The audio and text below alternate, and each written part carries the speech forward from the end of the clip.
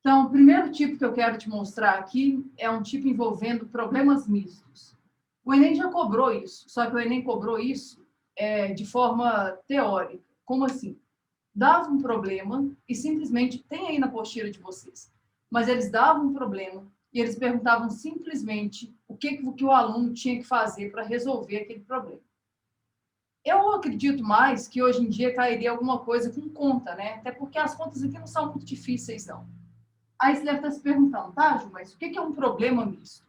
Lembra, o princípio básico assim, da análise combinatória, a não ser aqueles problemas bem fáceis que só levam em consideração as quantidades, os outros problemas, o princípio básico que a gente tem que utilizar na verdade, a gente pensar se a ordem é ou não um fator importante.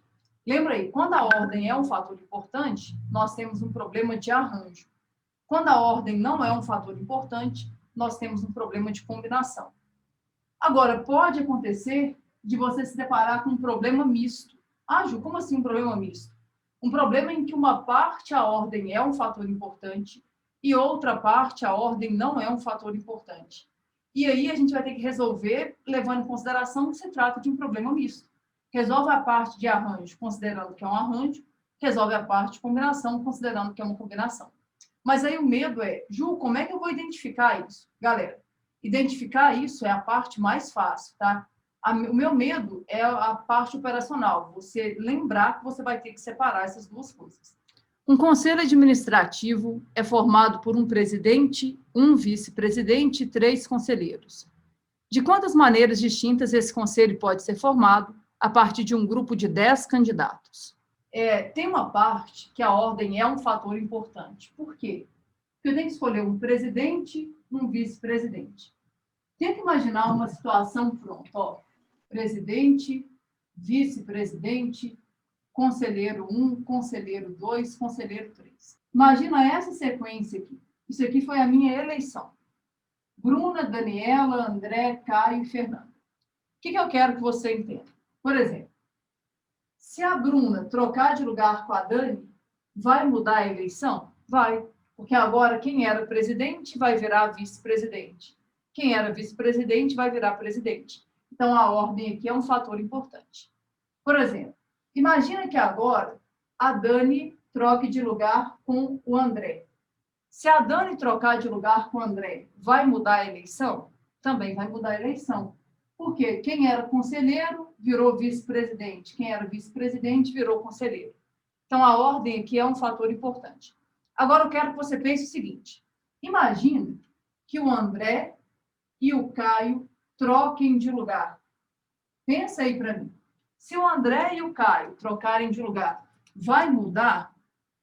Vai mudar a eleição que foi feita? Vai mudar o conselho que foi eleito? Não. Por que não vai mudar? Porque eles têm cargos iguais. Se 2 conselheiros trocam de lugar entre si, não vai mudar nada, vai ficar do jeito que estava. Então, o que eu quero que você pense? Eu quero que você pense aqui, que aqui a gente tem 2 partes. Uma parte na qual a ordem é um fator importante e uma parte na qual a ordem não é um fator importante. Como assim? Para esses 2 primeiros cargos aqui, a ordem importa. Para esses 3 últimos cargos, a ordem não importa. Então, se aqui a ordem importa, nós temos um problema de arranjo. Aqui a ordem não importa, então nós temos um problema de combinação. Então, como é que nós vamos resolver isso? Tem várias formas, tá, gente? Eu vou resolver aquilo ali fazendo um arranjo e uma combinação. A maneira como você vai colocar isso em prática, gente, na verdade, não importa muito. Ah, Ju, como assim não importa muito? Vou tentar te mostrar maneiras alternativas aqui. Vou te mostrar o jeito que eu gosto de fazer, o jeito que muita gente gosta de fazer. Você vai escolher aí o jeito que você achar mais prático. Mas o que eu preciso, na verdade, é que vocês consigam entender que isso aqui é um problema misto. Ah, Ju, como é que eu vou sacar que é um problema misto? Você vai perceber que você vai ter uma parte em que a ordem, de fato, é um fator importante, e um dos indícios disso é o fato de existirem cargos distintos. Depois você vai perceber que a ordem não vai ser importante, porque você vai ter cargos iguais. Aqui eu tenho cargos diferentes, aqui eu tenho 3 pessoas que vão ter cargos iguais. O fato é, quando essas 3 pessoas trocarem de lugar entre si, não vai mudar o agrupamento formado. Maneiras de você resolver isso, tá? Eu vou te mostrar primeiro os jeitos tradicionais de resolver, depois eu vou te mostrar como que eu prefiro fazer. Mas aí você vai escolher aquele que você achar que é mais prático, tá? Vamos pensar. Lembra ali, são 10 candidatos. Então, para ocupar a primeira vaga, eu tenho 10 candidatos para presidente. Aí, suponha que eu fui lá e escolhi um presidente. Para a segunda vaga, para a vaga de vice-presidente, eu vou ter 9 candidatos. Então, vai ser 10 vezes 9. Aí, repara, aqui eu não tenho que fazer mais nada, que eu uso só o princípio fundamental da contagem. Por que eu uso só o PFC? Eu uso só o PFC porque a ordem é um fator importante. Beleza. Aí, o que eu quero que você consiga pensar agora? Eu quero que você pense assim, nesse momento do problema, 2 pessoas já conquistaram seus cargos. São 10 candidatos. Quantas pessoas estão sem cargo ainda? Tem 8 pessoas sem cargo. Tenta imaginar um sorteio. Você colocou lá o nome dos 10 dentro de uma urna, você foi lá e sorteou 2. Já escolheu o presidente, já escolheu o vice-presidente. Nesse momento, quantos nomes eu vou ter na urna? Eu vou ter 8 nomes na urna. E desses 8 nomes que estão na urna, o que eu vou ter que fazer? Eu vou ter que escolher 3 conselheiros. Só que agora uma combinação. Como é que eu faço isso? Eu faço combinação de 8 para escolher 3. E aí a gente resolve esse problema que está aqui. Ah, Ju, não entendi muito bem. De novo. Para a primeira, aqui a ordem importa. Para ocupar a primeira vaga, 10 candidatos. Para ocupar a segunda vaga, 9 candidatos. Nesse momento, 8 pessoas estão sem cargos. Aí, dessas 8 pessoas, eu vou lá e escolho 3 para formar lá os meus conselheiros. Aqui eu posso usar a combinação, porque a ordem não é um fator importante. Agora, eu tenho que fazer essa conta que está aqui. Como eu falei, eu não gosto muito de fazer desse jeito, tá? Mas vamos fazer. Isso aqui vai ser 10 vezes 9. 8 escolhe 3. Como é que eu faço 8 escolhe 3? Para a primeira vaga, 8. Para a segunda vaga, 7. Para a terceira vaga, 6. Como a ordem não importa, eu tenho que dividir pelo número de maneiras que esses elementos trocam de lugar entre si. Toma muito cuidado para você não dividir por 5 fatorial. Pensar assim, são 5 cargos. Cuidado, tá? Aqui a ordem importa, você não divide por ninguém.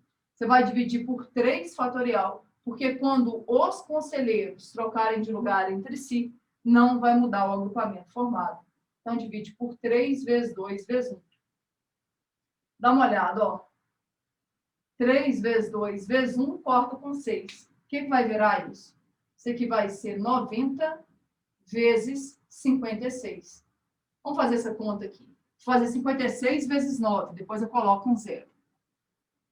9 vezes 6 dá 54, vão 5. 9 vezes 5 dá 45, com 5 dá 50. Então, dá 504, mas lembra que eu ignorei um 0? Então, isso aqui vai dar 5.040. Então, existem 5.040 maneiras distintas de escolher esse conselho numa situação em que você tem 10 candidatos concorrendo a essas vagas. Aí, uma dúvida que pode surgir. Muita gente fala assim, Ju, e se por acaso eu me confundi e ao invés de fazer o arranjo primeiro, eu fizesse a combinação? Para começar, gente, isso não é confusão, tá? Na prática, não tem problema nenhum se você fizer a combinação primeiro e depois fizer o arranjo. Aí você deve estar pensando, como assim, Ju? Não tem diferença nenhuma? Não tem diferença. Você pode muito bem vir aqui, então, isso aqui é a primeira solução, tá? A segunda solução, alguém podia vir aqui e falar assim, Ju, e se eu fizesse assim, ó? Primeiro eu escolho os três conselheiros. Pensa bem, se você vai escolher os 3 conselheiros primeiro, você não escolheu ninguém, tá todo mundo sem cargo. E se tá todo mundo sem cargo, eu tenho 10 pessoas concorrendo a 3 vagas. Então, vem aqui e faço combinação de 10 para escolher 3. Aí eu vou escolher os 3 conselheiros. Pensa aí. Depois que eu escolhi os 3 conselheiros, tenta imaginar, sua urna tinha 10 nomes. Você foi lá e escolheu 3. Quantos nomes sobrarão dentro da urna? Dentro da urna sobrarão 7 nomes. E aí, desses 7 nomes, eu vou ter que escolher um presidente e um vice-presidente. Agora, toma cuidado, para você não achar que você vai ter que fazer assim, é combinação de 7, escolhe 2. Não, está errado. Por que está errado? Porque aqui a ordem não importa, é combinação. Aqui a ordem importa, é arranjo. Se arranjo é bem mais fácil, você pensa. Para ocupar a primeira vaga, a vaga de presidente, eu vou ter 7 candidatos. Para ocupar a vaga de vice-presidente, eu vou ter 6 candidatos. Agora eu faço essa conta que está aqui. Como é que seria 10, escolhe 3, hein? Para a primeira vaga, 10. Para a segunda vaga, 9. Para a terceira vaga, 8. 1, 2, 3. Como a ordem não importa, eu tenho que dividir pelo número de maneiras que eles trocam de lugar entre si. E 3 pessoas trocam de lugar entre si de 3 fatorial maneiras. Vezes 7, vezes 6. Antes de fazer a conta, eu quero ver se vocês conseguem perceber que essa conta aqui é exatamente igual a essa. Ó. Dá uma olhada. 10, 9, 8, 7, 6. 10, 9, 8, 7, 6. Dividido por 3 vezes 2 vezes 1. Dividido por 3 vezes 2 vezes 1. Então, é literalmente a mesma conta, você não tem que se preocupar. É só vir aqui e simplificar o que der. Ó. 3 vezes 2 vezes 1, corta com 6. Vai ficar 90 vezes 56. E essa conta a gente já fez. O que dá 90 vezes 56? Dá 5.040. Está resolvido o seu problema. Só, gente, que eu tenho preguiça, tanto desse jeito de fazer, quanto daquele ali. E aí, eu prefiro usar uma ferramenta que a gente já sabe. Como assim? Vamos pensar. Nesse conselho, tem 5 vagas. Então, o que eu faço? Eu vou lá e preencho essas 5 vagas. Só que depois eu tenho que lembrar que tem três ocupantes desse conselho, que quando eles trocarem de lugar entre eles, não vai mudar o agrupamento formado. E aí, o que eu faço? Eu vou lá e impeço que eles troquem de lugar entre si. Como é que a gente faz para impedir que elementos troquem de lugar entre si? A gente divide pelo número de maneiras que eles trocam de lugar entre eles. Então, olha como é que eu faço. Esse aqui é o jeito que eu prefiro. Deixa eu ver se vai. Ó, olha como é que eu faço. Eu penso assim, ó. Para ocupar a primeira vaga, 10 candidatos, seja a vaga que for, tá? Para ocupar a segunda vaga, 9. A terceira vaga, 8. A quarta vaga, 7. E a sexta vaga, 6. Só que eu sei que quando esses 3 trocarem de lugar, não vai mudar o agrupamento formado. Então, eu venho aqui e divido por 3 fatorial. Vê se não é a mesma coisa. 3 vezes 2 vezes 1, corta com 6. 90 vezes 56. O que é 90 vezes 56? É 5.040. Eu prefiro desse jeito que está aqui. Por que eu prefiro esse jeito? Primeiro, porque eu acho que ele é mais rápido. E segundo, que eventualmente quem elabora a questão pode te pedir para deixar a resposta indicada. E aí, se ele te pedir para deixar a resposta indicada, aqui é mais fácil. Ah, Ju, como assim? Não estou entendendo. Eu faço da seguinte forma, gente. Eu penso assim. Eu tenho que distribuir algumas pessoas em alguns cargos. Aí eu penso. A princípio, eu imagino como se a ordem importasse. E aí, como se a ordem importasse, eu venho aqui e distribuo 5 cargos. Eu penso assim, ó, para ocupar a primeira vaga, 10 candidatos, para ocupar a segunda vaga, 9 candidatos, para ocupar a terceira vaga, 8, a quarta vaga, 7 e a quinta vaga, 6. Por exemplo, imagina que meu conselho fosse assim: um presidente, um vice-presidente, um tesoureiro, um auditor e um fiscal. 5 cargos distintos. Lembra aí, havendo diferenciação dos cargos, você faz simplesmente o PFC, porque é arranjo. Só que aí, depois que eu faço aquilo ali, eu penso assim, opa, mas tem algum problema aqui.